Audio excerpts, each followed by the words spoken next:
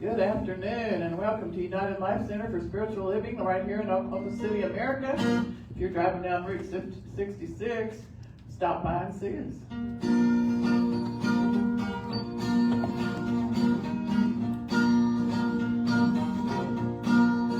You gotta find your people, make you feel alright.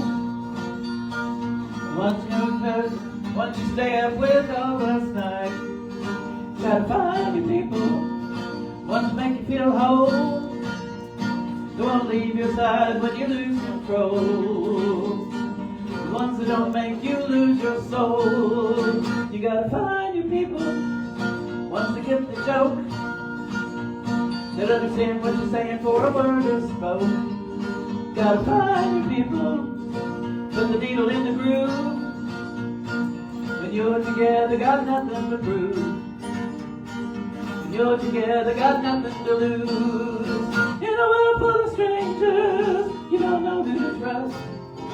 All you see is danger, trying to find what you lost.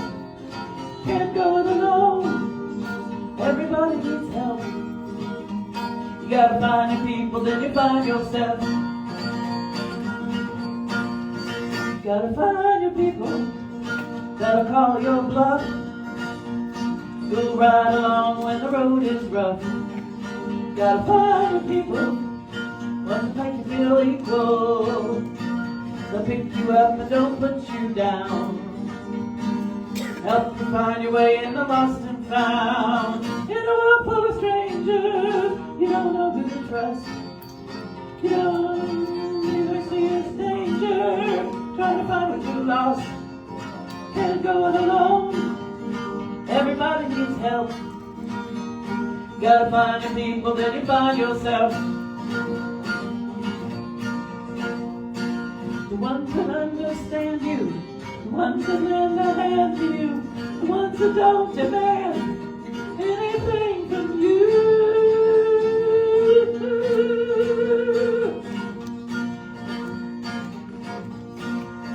Gotta find your people, make you feel alright. To tell you the truth and wish you well. Gotta find your people, then you find yourself. You gotta find your people, then you find yourself. You gotta find your people, then you find yourself.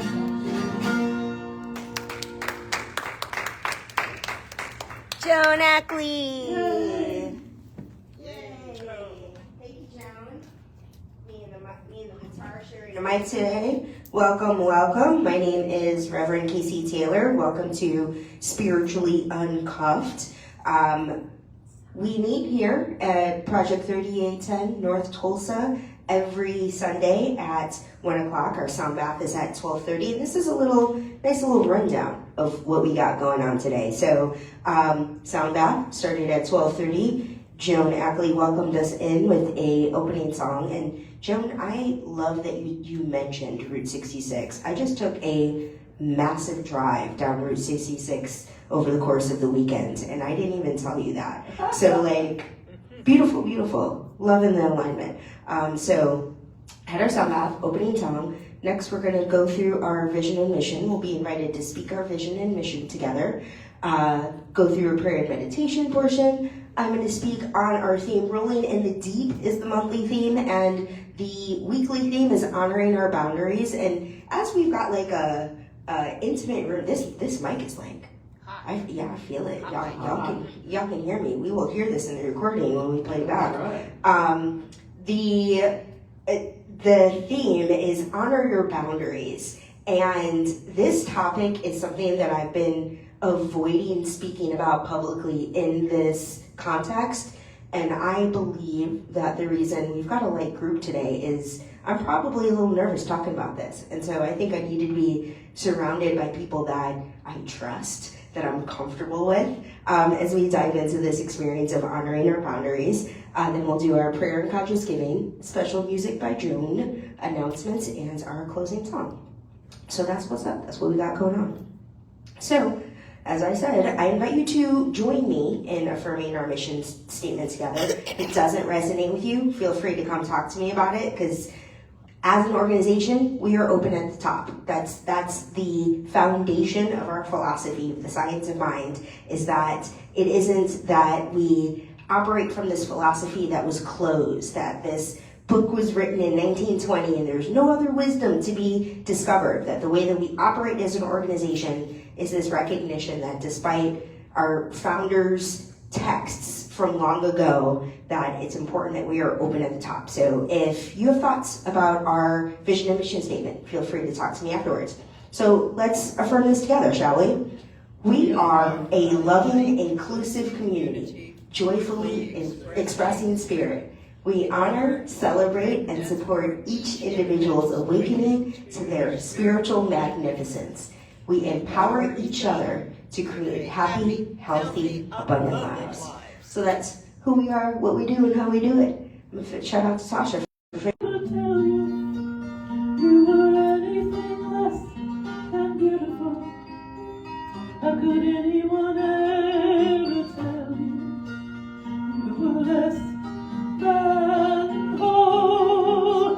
How could anyone fail to notice that your loving is a miracle?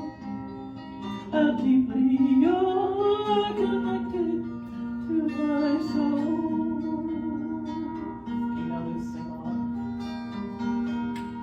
How could anyone ever tell you you were anything less than beautiful?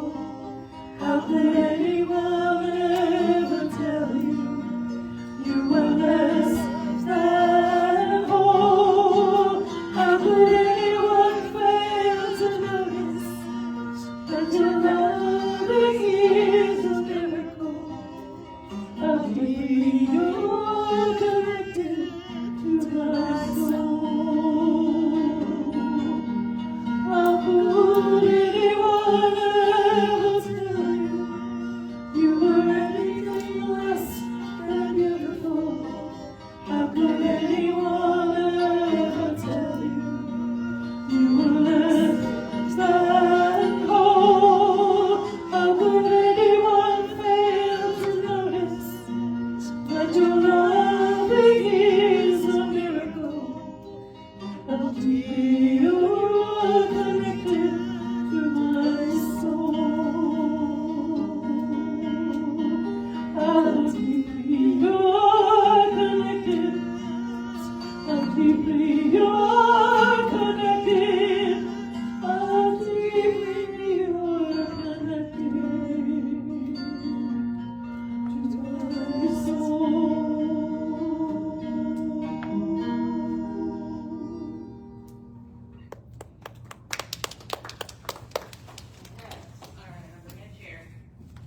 All right, thank you so much, Joan. That's beautiful. What a great setup. So I'm here for the prayer and meditation portion, and as you'll see, I'm having a seat right now because I want to make sure that we're all on the same level. I've been ready for this moment for not at all. I'm so nervous, and I love how Casey just said boundaries is something they weren't looking forward to speaking about necessarily. And I got a message yesterday as I was sitting, knowing that I was going to lead this portion, that I get to be extremely vulnerable. And if you know a little bit about me, and if you don't, I consider myself to be a channel. I'm an instrument of higher consciousness that I'm gifted to allow to come out of my body. And so being open at the top, what that looks like for Tasha is just to, like everybody, breathe and just let the Spirit, let God express through me. And in so doing, I get to live my message. And as a human, I'm very into astrology. And right now, the South Node, which is stuff from past lives and stuff that we get to let go of and really just learn our lesson from and not forget, but always know that there's a scar there from a former wound. That right now is speaking to Mars, the planet of action, the planet of drive. And it's in the house, the sign, of Virgo. Virgo is the perfectionist. And for me, that's fourth house, which is my home and my family. And so I'm being asked to get rid and to let go of perfectionism in my sense of safety as within and then also externally with my children. And spiritually, what that means for me is that I actually go back to my roots and my foundation. And I was raised in the Christian church, and so praying publicly is kind of scary right now, because I was taught that God was something outside of me. And I'm a woman, and I'm about to start my period, and I'm not sorry to admit that on camera. So right now, in this beautiful moment, I'm extremely emotional. And I'm also anointed and feeling the fire, and my kids knew that on the drive-in, and I just needed some music behind me as an anchor to ready myself for this moment. It's weird, right? So what it brought me to was to Romans 12:2 in my Bible, and I hope that's not offensive to you. For me, this is still a wisdom text. Okay? So Romans 12:2 reminds us to not conform to the patterns of this world, but be transformed by the renewing of our mind.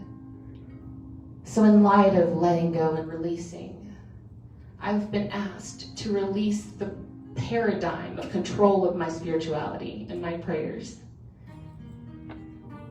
And as I sat with that, I felt a pit in my stomach.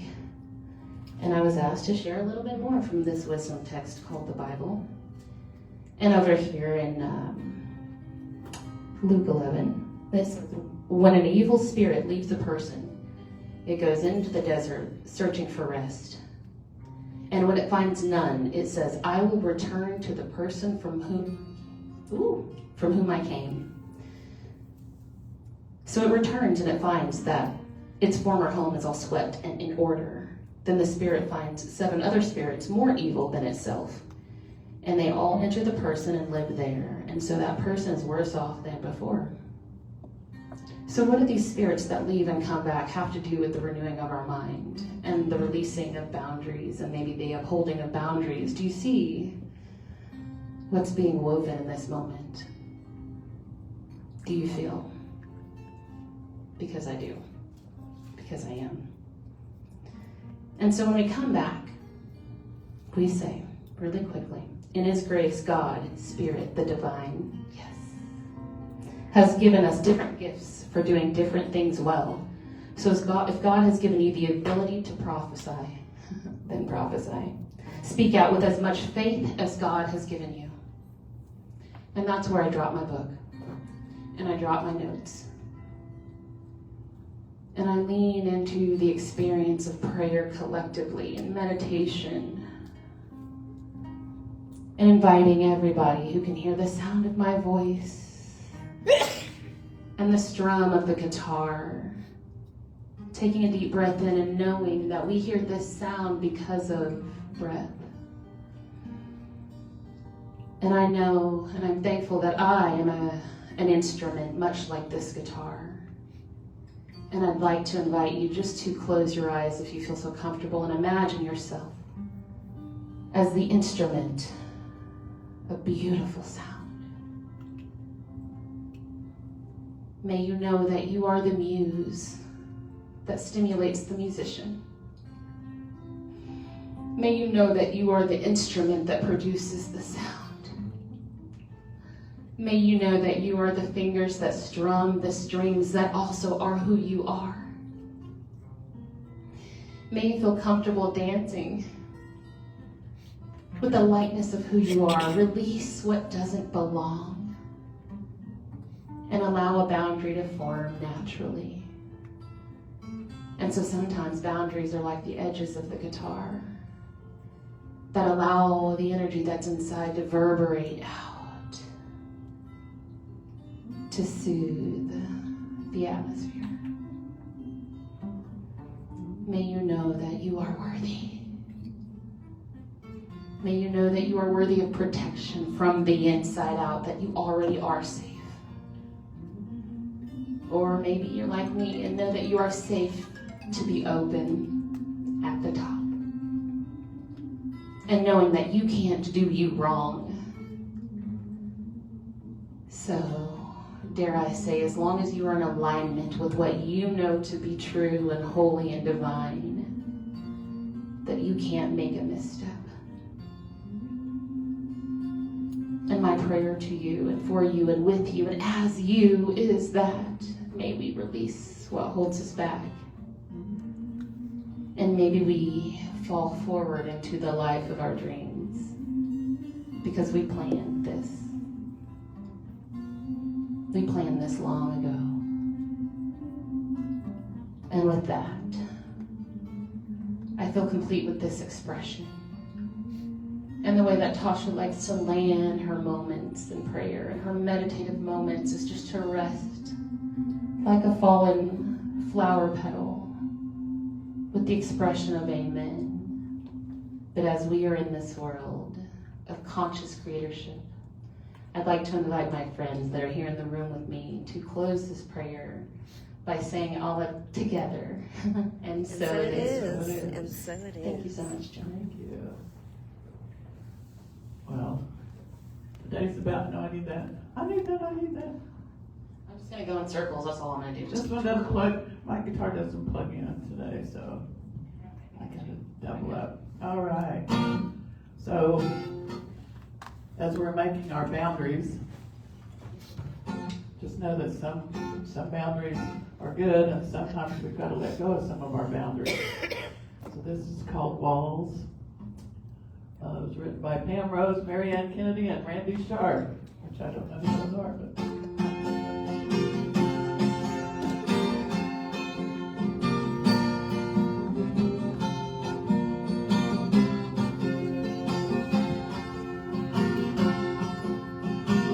Some walls are made of stone. Sometimes we build our own. Some walls will stand for years, and some wash away tears. Some walls are lined with gold, where some hearts stay safe and cold. Some walls are made down, holding in and keeping out. And if there's any hope for love at all, some walls must fall. Some walls are built of pride, some keep the child inside. Some walls are made in fear that let that go will disappear. And if there's any hope for love at all, some walls must fall.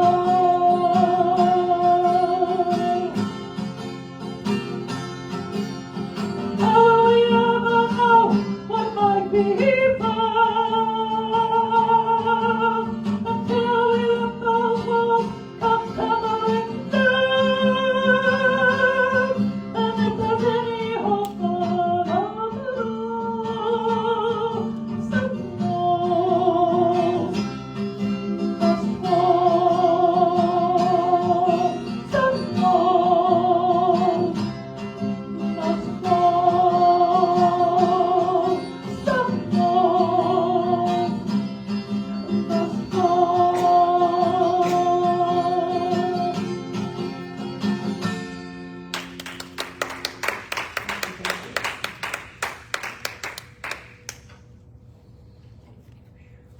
Thank you, Joan.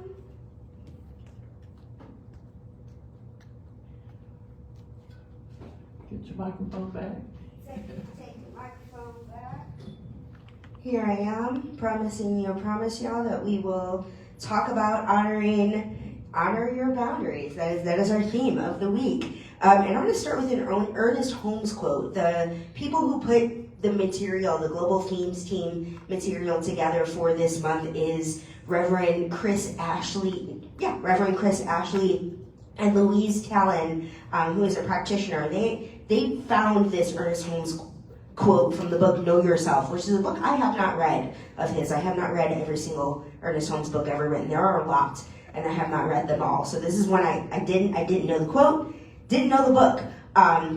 He says, "I do not think that we should make such a claim to divinity that we forget we are human, for our humanity proclaims the creativity of the divine." So this concept, being somebody who started in the Centers for Spiritual Living back in, I would say it was like 2008, when I started studying the science of mind. And like I said, 2008, here I am, been a minister within this organization this is my 9th year. Never came across this Know Yourself book before. And this concept of remembering that we're human is something that I don't think we lean into very often. This whole concept of honoring our boundaries. The entire time that I've been paying attention, the Global Themes I think was created maybe about 5 or 6 years ago as a concept. And since I've been paying attention to them, boundaries has never been a dedicated weekly topic. So to recognize that the concept of boundaries are included in our teaching in some sort of way, and they identify this Know Yourself book as a way to demonstrate that when we speak of divinity, we are not diminishing or denouncing or pretending as if our humanity is unimportant or that it doesn't exist. And I think it's very easy when we operate from the standpoint that everything is unfolding perfectly or God is all there is, that when we recognize, this is what we say in the 5 steps of treatment, the 5 steps of prayer. Number 1 is the recognition that God is all there is. And what that can look like sometimes is a kind of washing over our identity as human beings, that we are human beings having a spiritual experience. And there's been a lot of debate within the community about whether we are spiritual beings having a spiritual being experience, whether we're human beings having a spiritual experience. Where I operate from, it doesn't matter if this person agrees with human versus spiritual or whatever it may be. It's that we are who we are. We are the people we are. We are born in the times and the spaces and the world that we are in. And this concept of humanity, of boundaries, which I say that I've never seen really dedicated within the 6 years since the Global Themes have existed, that the concept of boundaries as a conversation, as public conversation, I think is relatively new. I don't think we've been talking about this a lot. So for me, my own education around boundaries has been a relatively new experience for me. So I mentioned, this is what I was talking about. So I'm doing this book study with my mom, and as I was putting together the PowerPoint presentation, I pulled this quote out, but as I was thinking about boundaries, consent really stands out for me. And this book in particular, actually, let me give you some context on the notes of the state of Virginia. This is Thomas Jefferson's only published book. And Thomas Jefferson, despite being somebody, the person who wrote the Declaration of Independence, was considered somebody that advocated against slavery, while we also recognize that he held people in enslavement. And this book, Notes on the State of Virginia, really speaks to Jefferson's, not only his perspective of building America, building this country that we are a part of, but also the education system and how the education system was designed. So in this book, in his book, Notes on the State of Virginia, I got this quote from the Original Sins book that we are meeting on Tuesdays to connect and discuss. He wrote, the doctrine of discovery was the idea that in the act, this is actually not from his notes. This is what the writer said about him. The doctrine of discovery was the idea that the act of discovering a new land, white settlers instantly gained full legal, governmental, political, and commercial rights over the people living there without the necessity of their knowledge or consent. This is what E. Ewing said about Jefferson's book, Notes on the State of Virginia.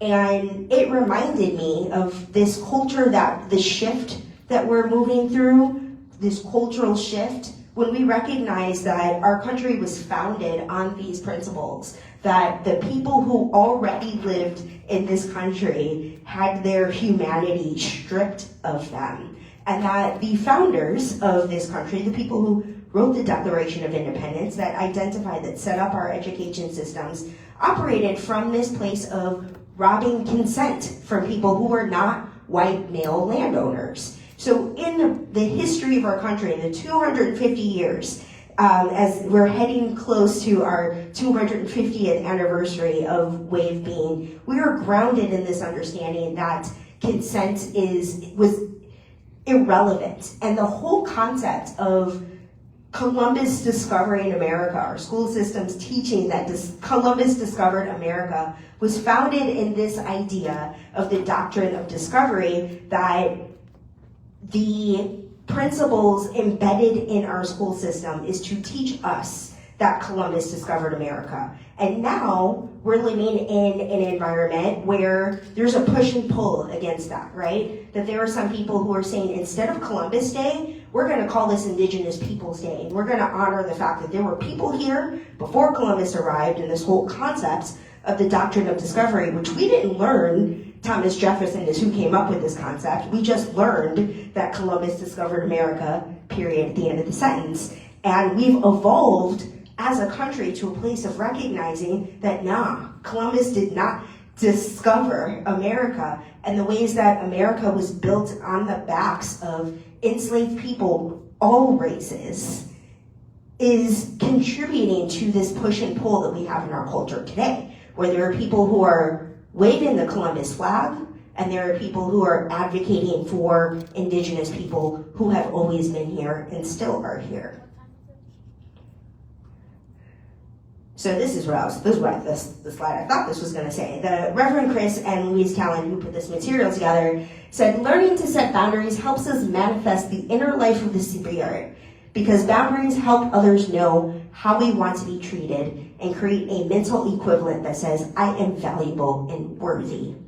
I really wanted to point this out because we talk so much about the concept of manifestation, but we never talked about how boundaries contribute to the law of attraction, so to speak, that we manifest the inner life of the spirit through our use of boundaries. So here's my hard part. So in 2021, when I blew up my life and moved to Oklahoma City, the week that I signed my letter of call to serve as the assistant minister here, like Joan's pointing, so you recognize what's behind me, right? This is the labyrinth that was at our old building. And I did a ritual. I mentioned last week that I did this personal ritual for myself where I found an egg and broke it and played this Indie song, and that was the very first ritual that I'd ever done for myself. And when I arrived to Oklahoma, I had no idea. I've told many of you about this. I had no idea what I was doing here and why I was here. So I came up with this ritual. I called it the Rev Karen initiation ritual. I did a Rev KC one later. Maybe that'll come up next week. We'll see what happens. But as I was thinking about this experience of boundaries and the moment that led to my decision to really look at boundaries started my first week in Oklahoma when I did this ritual for myself. I wrote this envelope is just what I had in my car because I came up with the idea of doing a releasing ritual while I was at the United Life building. And I wrote down, you'll see, I have fear, doubt, worry, certainty, and control is the largest thing on here. So who I was in 2021 was somebody who recognized that my relationship to control was so strong that releasing it required me to write it in all caps and across the majority of this piece of paper. So that was the beginning. That was 2021. Where are we now? 2025. So around 2023, I took a boundaries workshop at Asilomar. 2023. Took a boundaries workshop at Asilomar, California. It's this conference that the SOAR conference happens every other year. I am going to the SOAR conference this year in Banff, Canada. It was in Asilomar this year, in 23. And I took this boundaries workshop with a minister, Reverend Savannah Noel, who taught me about the types of boundaries, that we have either porous boundaries, healthy boundaries, or rigid boundaries. And when I chose to take this workshop, I knew that I needed help around setting clear boundaries. I knew that I was experiencing some really significant challenges in my marriage because of my lack of education around boundaries. So this workshop helped me identify that of the 3 types of boundaries, and let me actually talk about those first. Porous boundaries, healthy boundaries, and rigid boundaries. So healthy, I think, speaks for itself, right? Like, you know what your boundaries are, you say no, you say yes, and you're clear on them.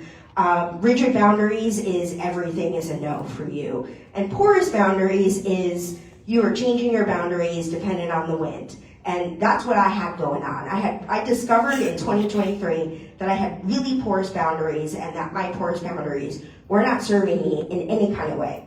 So this concept of boundaries without consequences are merely suggestions that Reverend Savannah Noel taught me that day. Understanding that I have porous boundaries, understanding that none of my boundaries came with consequences at all whatsoever, that I got that education that I needed. But that experience of having the education, putting it into practice, doesn't happen overnight. I didn't go from having porous boundaries to healthy boundaries in a single day. But what I did have is I had education and I had awareness. So even though this workshop was like 2 hours, I've talked to Reverend Savannah a few times about this, and she's like, how did this 2-hour workshop change you so significantly? Like, I teach this class for weeks at a time, I work with clients directly, and I get it. Like, I fully understand how that kind of submerged practice is really necessary. And for me, it was a variety of different things. I didn't need to work with Reverend Savannah one-on-one or sign up for her class because I got the information that I needed. I had the awareness that I needed, and I also had so many support systems. I had prayer partners. I started going to Al-Anon that same year. I got a sponsor in Al-Anon. So I started really learning and putting these things into practice. So right now, my wife and I, we've got our list, a collective list of boundaries. And the consequences for violating that a boundary is making dinner. And this literally just happened this week that we have identified, because we had this list of boundaries, but there was no consequences attached to them. And my wife was like, well, we need a consequence for these because I've been walking around talking about this for 2 years. And dinner was a perfect one. You know, it gives us the opportunity to step away from the situation, to focus on food preparation, to just clear your mind, think about whatever it is that led to the violation of this boundary, and then we get to eat. So it's a win-win for everybody, all around. So, let me see if that works, if the sound works for this. So this morning, she sent me this video. I'm gonna see if I can get this video to play for y'all. Actually, let me tell you about this, because she sent me this video, my wife sent me this video from Andrea Gibson, who's a woman, she's a lesbian poet that passed away this week from cancer. And all kinds of my lesbian friends around social media have been sharing the ways that Andrea Gibson touched their heart. In fact, I didn't even realize this was an Andrea Gibson video when she sent it to me. I went looking for the original and found it. But she talks about the power of vulnerability and how science itself proves that vulnerability is a superpower because of turtles versus octopuses. And while I was scrolling through Facebook, I saw this meme about how scientists found an underwater octopus city, complete with homes, neighbors, rivalries, and maybe even culture. So like you can Google this and learn more about it. But I'm gonna see if I can get this Andrea Gibson video to play for y'all. Let's see. All right, hold on.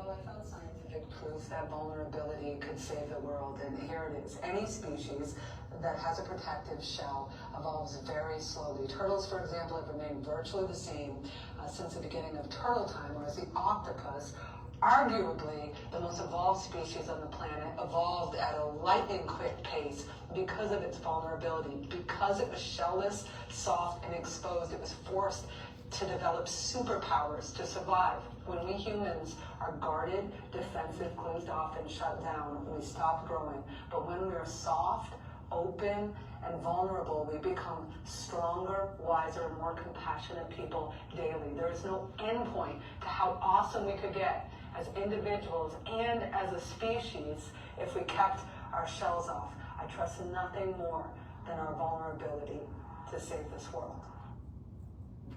So this concept of using our vulnerability to save this world does require boundaries. And that process of discovering what they are for ourselves can be really messy. The vulnerable part, like talking about my marriage in front of my wife sitting in this room. I didn't know she was coming today.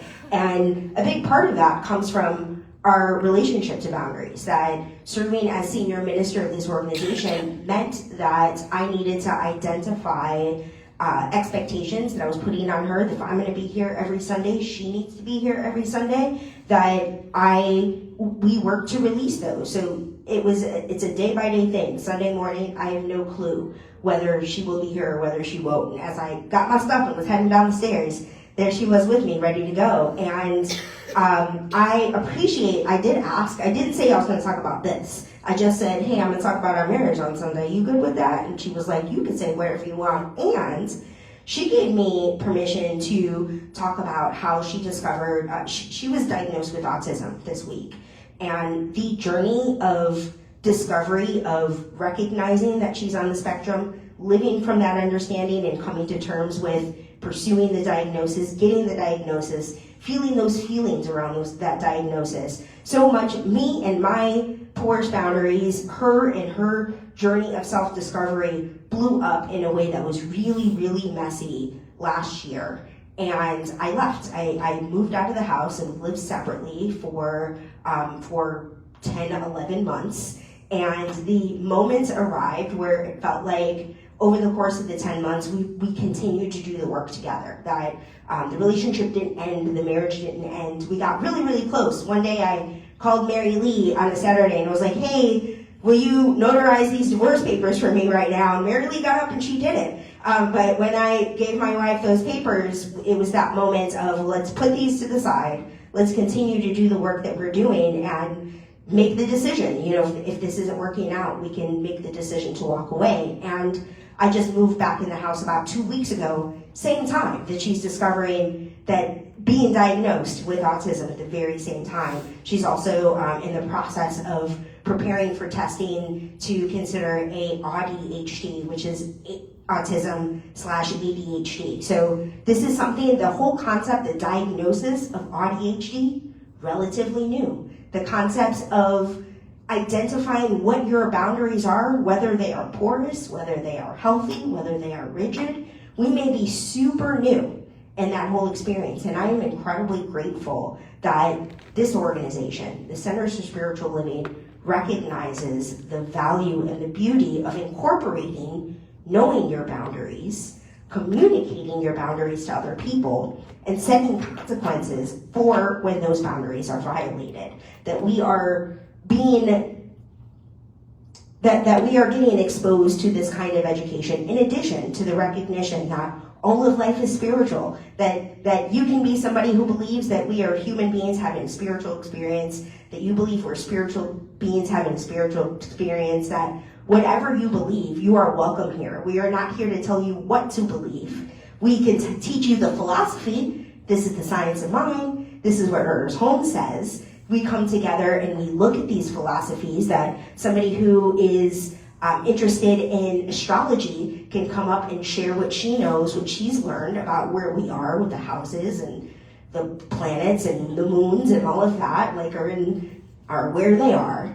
And I'm grateful that this is a space where we are all welcome to be who we are, to be vulnerable, to cry on camera, middle of the community, and trust and know that what it means to be spiritual.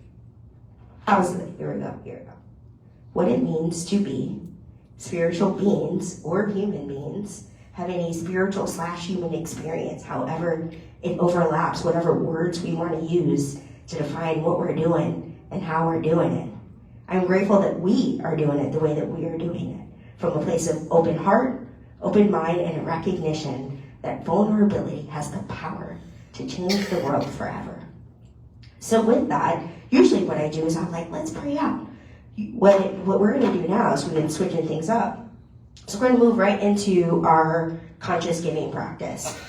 Because one of the things that I've learned from serving in spiritual leadership is the value of praying over the money together. And for me to pray and then we do some conscious giving and then pray again feels like a lot. So it's like, let's just roll right into conscious giving. So Mary Lee is going to come around with the basket. I'm going to invite us to speak this affirmation together. And again, if it doesn't resonate with you, let's talk about it.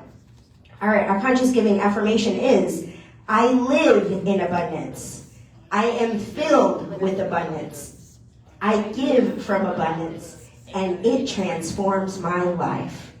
And if you do not have physical currency on your body, but you are somebody who likes to give via electronic, we got this handy dandy QR code that you can flash and it'll take you straight to our website. And we also have text to give as an option. If you text whatever amount you'd like to give to that phone number, then you'll set it up that first time via text to give, and from that point on, giving is super, super easy. You put the number in, you text it, and it says thank you, you get a receipt, everything is like itemized. So, Lee, thank you for coming over here. I'd like to invite us to pray over this entire experience together, the money, the spiritually uncuffed, all of it. So I invite each one of us to take a moment to get settled where we are, bringing our conscious attention and awareness to our own understanding of spirit. Knowing that however it is that we are being called to contribute to this organization, whether it's financially, whether it is our time, our treasure, our talent, our love, that the energy that we bring to participating in this community, online, in person, this Sunday, other Sundays, is divinely led and divinely inspired. And I am grateful to know that each penny given to this community supports who we are as an organization, supports the community overall, and that we are transforming our culture with an expression, a big expression of vulnerability. And in gratitude, I invite us to affirm this truth together, however we're so called. I choose to close by saying, and so it is. Thank you, Mary Lee. All right. Joan Ackley is going to come sing us a song. I'm going to give her guitar and the mic back. All right, thank you. Well, this seemed like a serendipitous song to sing today, as we do sometimes. Even though we don't discuss things, we get our wires get connected anyway. I started my spiritual journey a long, long time ago. In the early 80s, I was working at Children's Hospital. I was a microbiologist back in those days. And they had a class called New Age Thinking. And I took that and 7 Habits of Highly Effective People and all those kind of classes. And, several years later, at the end of that 80s, we discovered United Life Spiritual Center, Church of Religious Science back then. And the philosophy was right along what I kind of already believed. So this song is called Steps, and you think, well, you learn all these spiritual things, and you think, oh, I'm enlightened, and you just go from point A to point B, and all of a sudden you're there, and everything's wonderful. Well, steps do not always ascend. Sometimes you just got to take one step at a time.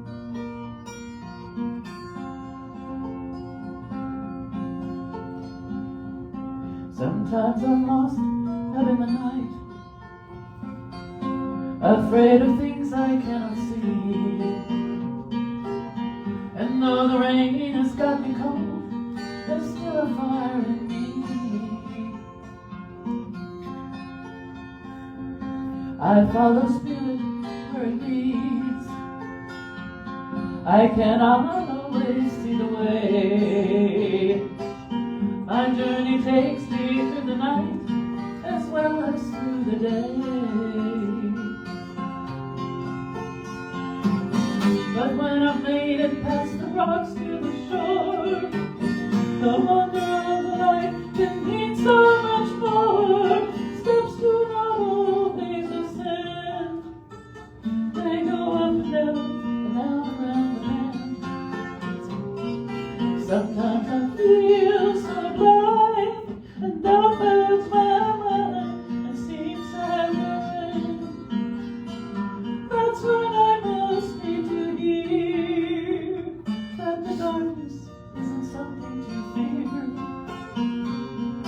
It always leads to light and sharpens my sight till my path is clear.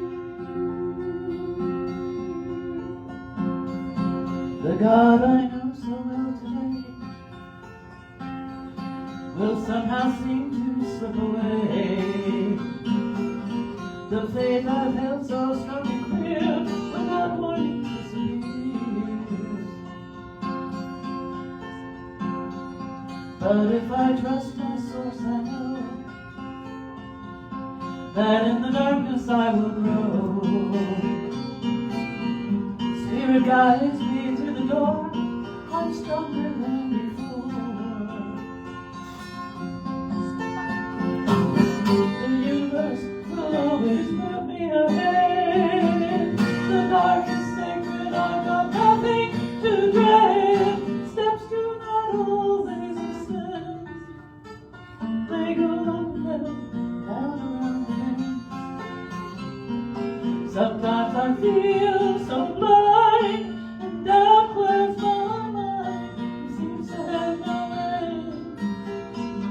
That's when I most need to hear that the darkness isn't something to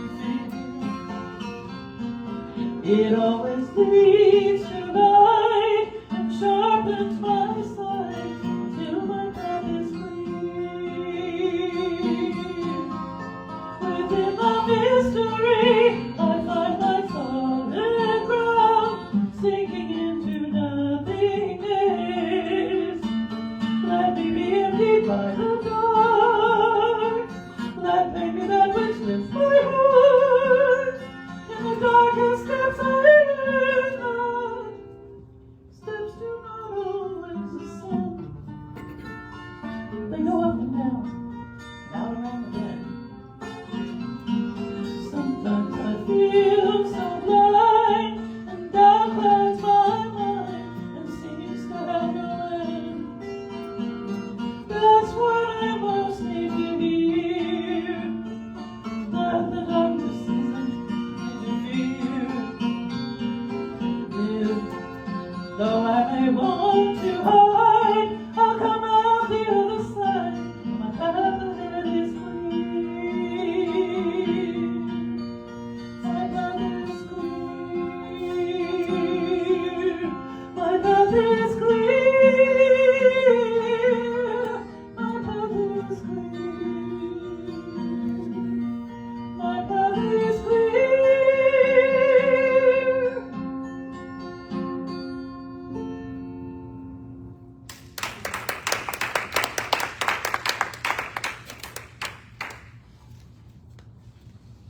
Thank you, Joan. Yeah.